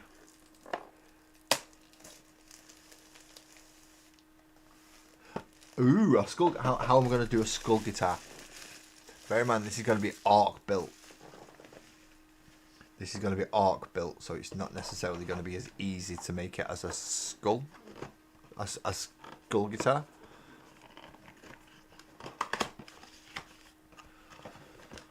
Let's see what they give us. Holy crap, they give us some big ass bases. Those are 40mm bases. Oh shit, that's big. Okay. Oh wow, some of these weapons are huge. Some of these weapons are huge. But some of them can make very nice. It's like, I want to make that into the microphone. But obviously I want him to hold it the wrong way round. He's an orc at the end of the day. Have 2 drumsticks. They'll do good as drumsticks, I think. Have lots of shouty orc bits and do I think I can turn this into a guitar, or am I gonna have to go more along the lines of here and put like shooters in the middle and other stuff at the end, or do I have anything more fitting on one of the other sprues? Well, I do have a couple of one-handers that can be put on, so they could make for some very, very nice. What do you call a guitar? What's another name for a guitar? It's an axe. Oh, that looks beautiful. But so does being able to top it with that. So if I could get that piece, so if I could take that piece and kind of extend it into one of those to make, that starts looking good.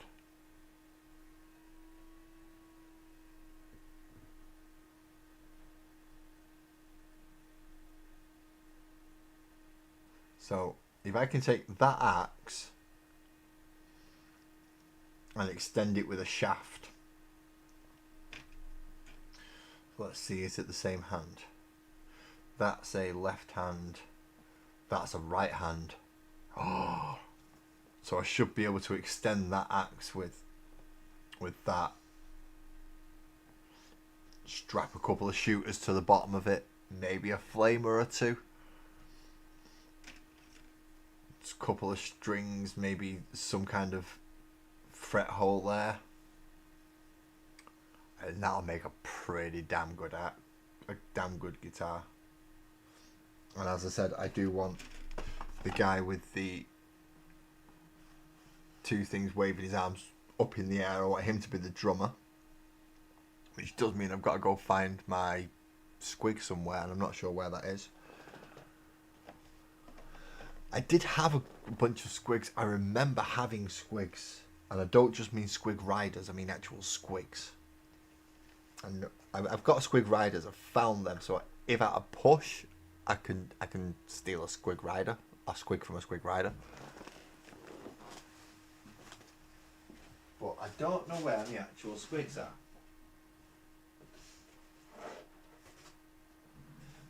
Although I did forget about one D&D dice, which is of course this one. Oh, I got a 10. See? Where's the D20 side? Where's the D20? Oh, there's the D20 side. So wherever it lands on that white thing. So forget the red ones. He's going to point at the white one. It'd take a while though. And that is a just about 19. That's a cool ass dice, I've got to say. But he's not mine. That one sparkles. That one sparkles. His dice.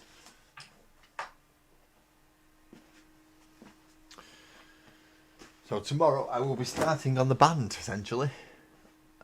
And then eventually, when is my thingy due to arrive? When is it due? I know it's not too far away. Let's have a look at the orders.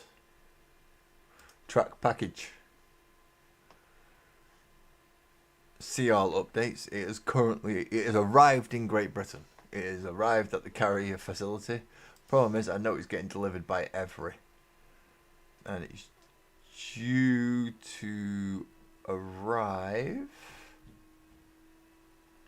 somewhere between the 16th and 21st of February. So I've got a lot of stuff to do in the meantime.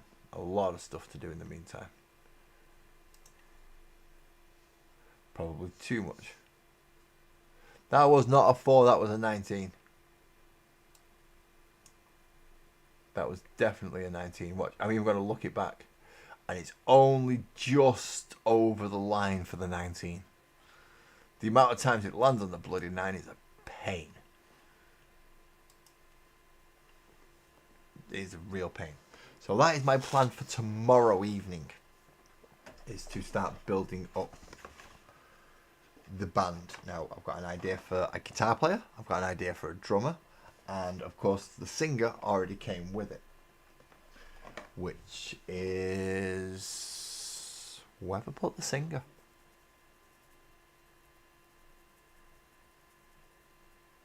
I've put the singer somewhere and I can't remember where I've put him.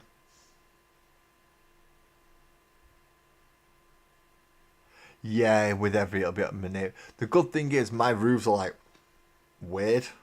So if he tries to throw it up on my neighbour's roof, it is going to just come crashing back down again. The problem is it's perspex and a lot of electronics in there, so it's not good.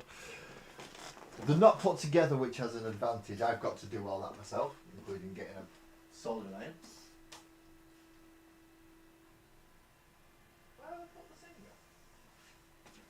Oh, there he is. I forgot I moved the box.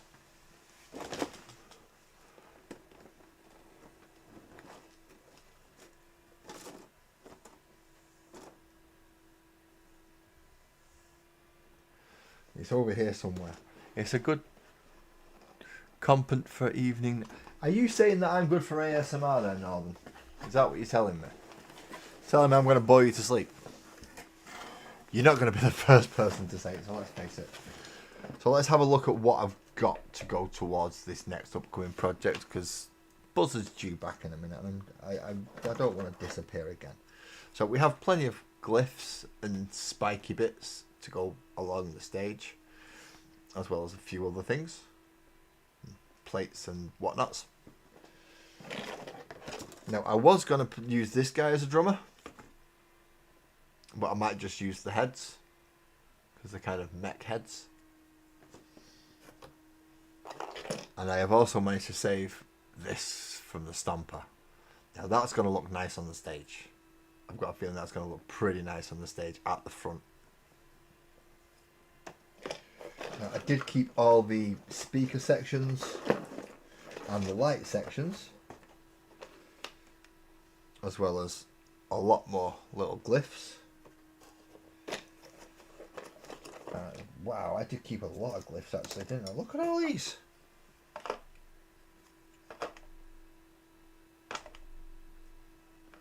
There's loads of them. Spanner Boy ones, Arky ones. General Teeth, another art. So I've managed to find, scrape and scramble together a lot of art glyphs to help decorate this. Ah, there he is.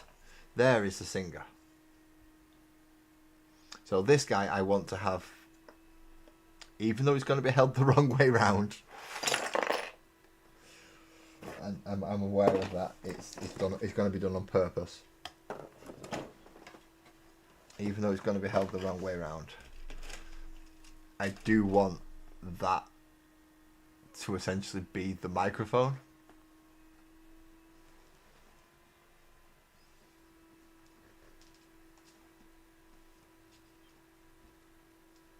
Ah, right, okay. Fair enough. Look, I don't take offense by it. Numerous people have told me in the past that I'm quite good for ASMR. So, I'm not going to take offense by it, don't worry. But that's going to be the microphone that hopefully is going to have enough room to pop out at the end of his hand as he's screaming into it. And I've already said I'm going to be making lots and lots of modifications to some of these to make guitar players and drummers.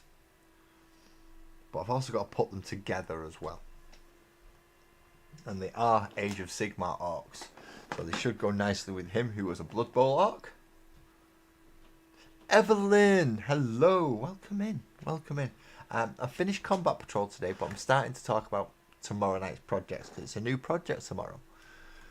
I've finished the Magical World of Sparkles and Oak, the making and crafting and painting side.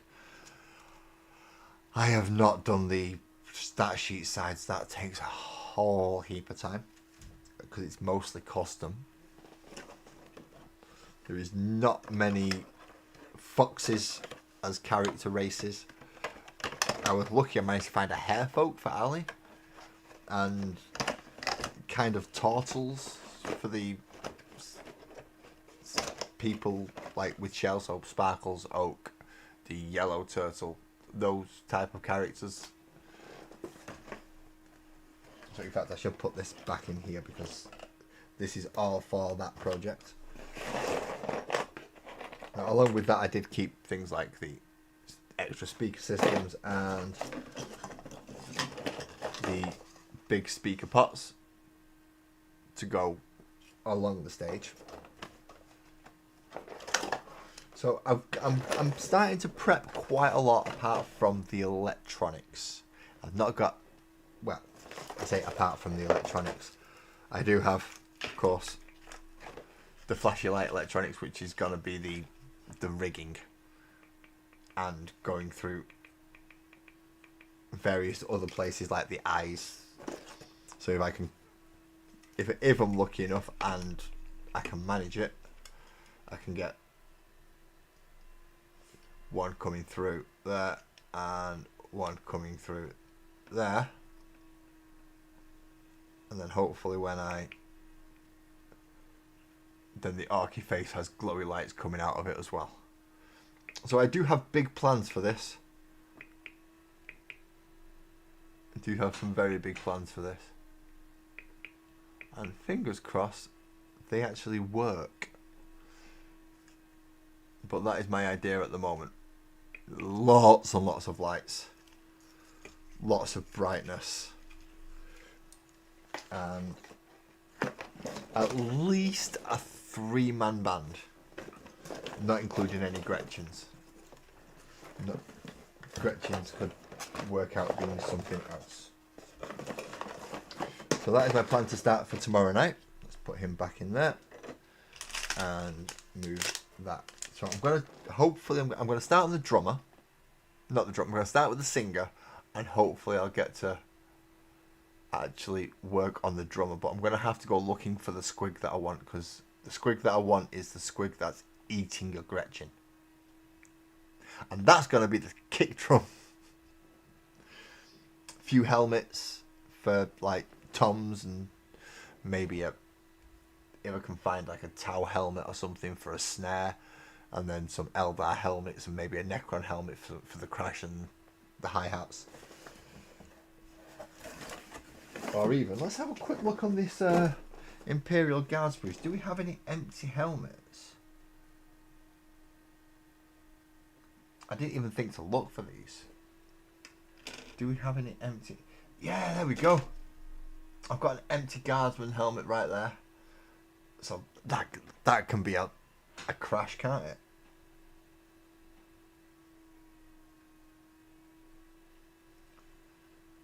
And obviously I can take bits off this, so like sandbags and stuff to help hold things in place. Although I am tempted to keep tactical sandbags because they are nice. But I can use them to help like prop up next to the squig to try and keep it in place. Almost like they've done that rather than me just using it to stop it rolling around. Because it won't be on a base anymore. Are there any good... And obviously I can now go through this and go, are there any good weapons I can pillage? For instance, the grenade launcher or the flamer to go onto the guitar. So many ideas, so little time to do it in. I want to get this finished by October. I really want to get this finished by October, because then, if I do get it finished by October, Sparkle says there's a possibility that I might be able to put it on the DJ set. So that's going on a little in front of the DJ. I'm getting far too excited over this, aren't I? Can you blame me? I spent a year building the magical world of Sparkles and Oak. I think I got goodish at doing certain things, and now I get to convert it into. Now I get to start building an Orc stage, and as I said, it does also get a dance floor. Now, where have I put the dance floor? Because it is a very specific dance floor. This is going to be the dance floor. So those of you who recognise this, it's the Sky Shield landing pad. So the main part of the stage is going to go along there. Then it's going to be a speaker there and a speaker there. It might actually come onto here just to help it. And then I start putting glyphs and stuff on, building up rigging all over the place. And then I've got a nice big base to put it on. That way I can put orcs on it so that I can be going rah, rah, rah, rah, rah and taking part. So that is another one. I mean, I could flip it up. Sorry. I mean, that side's had some paint on it. As you can see, there's silver, there's gold, there's green. However, the underside's not been touched as much. So if I just flip it over, it gives me a little bit more customization as to what I can do with it and how to cover up some of these Aquillas and things. I'm going to have to look into that once I get the electronics, though, because they come with the boxes for it to go on. However, as I said, I have finished the combat patrol for this evening. Next week, what do we get next week? I didn't cover the next week, did I? Aha, no, I didn't cover what we get next week. So next week is the start of another double issue. Now this time we get the Field Ordnance Batteries. These are the heavier versions of the heavy weapons teams. These come in 2s, not 3s. And they have some basically have some big ass guns. Very big ass guns. So in the first issue,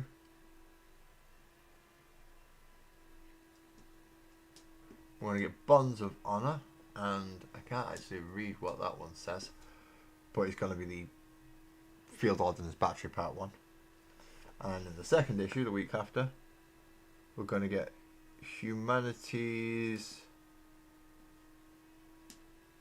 Herds? Oh, Heroes. Humanity's Heroes. And a new scenario in the second part, as well as the second part of the Field Ordnance team. I've now figured out where my list of other stuff is, so I can bring that up now. So that's 75 and 76 over the next 2 weeks. After that, it is going to be... That is not where my file manager is. There is my file manager. Let's just remove those conversations out of the way for the time being.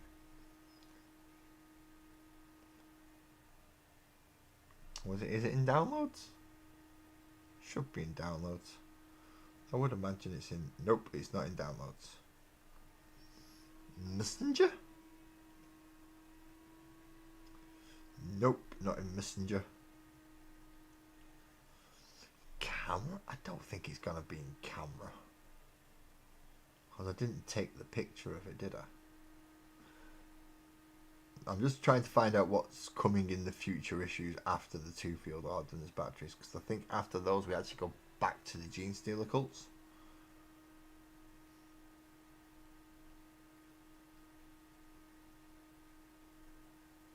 Whee! No, it's not in camera. Well, I could do with deleting a few of those. Pictures? Just general pictures? No. What's under artwork? Oh, that's from albums. Screenshots. That's a good place to look, isn't it? There we go. It's under screenshots. Opening photos, please. Right, so we are currently at... We've just done the 2 shock troops. We're about to get the Field Ordnance battery. Oh, then we do get a heavy weapon squads. Then we go back to the... It says World Eaters, but it's not. The Gene Stealer cults. So the guys on the little dirt bikes. We get the Attilan Jackals, and then we get the Armoured Sentinel. After that, it is all World Eaters. We get a Lord and Juggernaut, which you can build as a Lord Invocatus if you wish. And he's due... When's he due? He's due March. And then April, it's Jackals and Khorne Berserkers. In fact, is it Khorne Berserkers? April going into the start of May is Jackals and Khorne Berserkers. And finally we get a Mauler Fiend going at the 20th of May. And that will be the end. That will be the end of the combat patrol. So May is when we're looking to finish the Wednesday streams. I don't think I'll be replacing them with anything at the moment. I'll just go back to the Mondays and the Thursdays. Not gonna lie, these Wednesdays are taking it out on me a little bit, especially when I've got to try and plan for tomorrow as well. But we're not getting too far off from the end now. So we've had Cadian shock troops. We're gonna get a Field Ordnance batteries, heavy weapons, and an Armoured Sentinel to finish off the Imperial Guard. Attilan Jackals to finish off the Gene Stealer cults, which are still in the box, ready and waiting if anybody wants them. And then we start moving into finishing the World Eaters. I can't wait for that, because that's going to bring my World Eater army way up to scratch, especially with Angry Ron, who's actually in a very secure box now. And all the other stuff which is in there, obviously. The Hellbrute, the Terminators, the amazing Secret Santa gift which I got as a Slaughterbound. I mean, look at that. That is something else, that, isn't it? I didn't paint it. I didn't put this together. This was a Secret Santa gift, but that just looks amazing. And there you go with my Proxy 8 rounds as well. So I've already got a decent start to the World Eaters. I need the rest of it that come in with the magazine just to finish off the 2,000 points. And I need to convert a couple of Lord Executions, which shouldn't be difficult because I have a few spare Chaos Marines scattered around.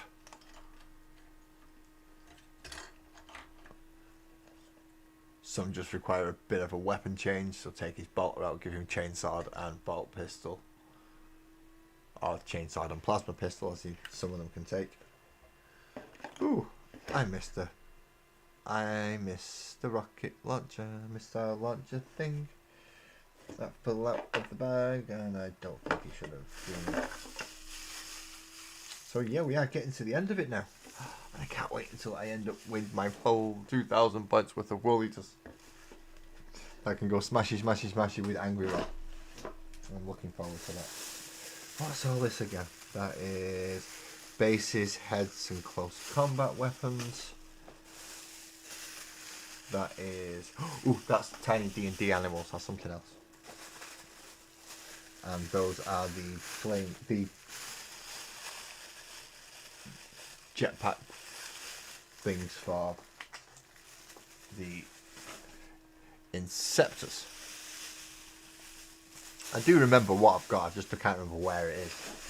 So I'm going to have to go look for a squig now. This is not going to be fun because I've got no bleeding idea where he is. I mean, I've got a rough idea he's in that 5'7" pile of models that I've got in the other room. But which of the boxes? Your guess is as good as mine. So I will leave you all for this evening. Thank you very much for turning up. Evelyn, I'm so sorry again you've managed to come towards the end. I'm going to have to start timing these for to either run a bit longer or start a bit later, I think. But again, thank you everybody for coming to see me. If you've... Yes, I said tiny D&D animals. I said tiny D&D animals. I'm not getting them out again because these bunnies and dogs and all the wolves and things. There's a few. When I next get on to doing some D&D stuff, I'll probably incorporate them into it. But for now, it's going to be the auto stage. That's going to be the one that takes me through all the way up to October. So yes, thank you for coming to see me. If you want to hit that subscribe and you haven't already, or you want to hit a like or leave a comment because you've come in and watched this back, please feel free. I encourage the engagement. It's part of the therapy. You remind me to show you tomorrow. I can... Oh no, you're not on... Oh yeah, you're on Discord. I can just post them on Discord, I suppose. Put them out and go... Animals! And I'll just put them in Discord. They'll make it so much easier.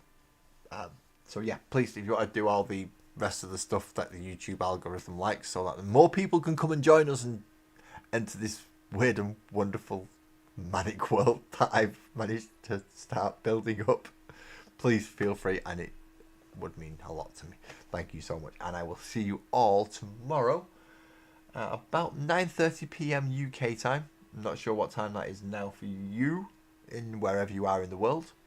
To just give you an example, now it is 11:30 in the evening, so I'll be starting 2 hours earlier than this. Until then, please all drive safe, and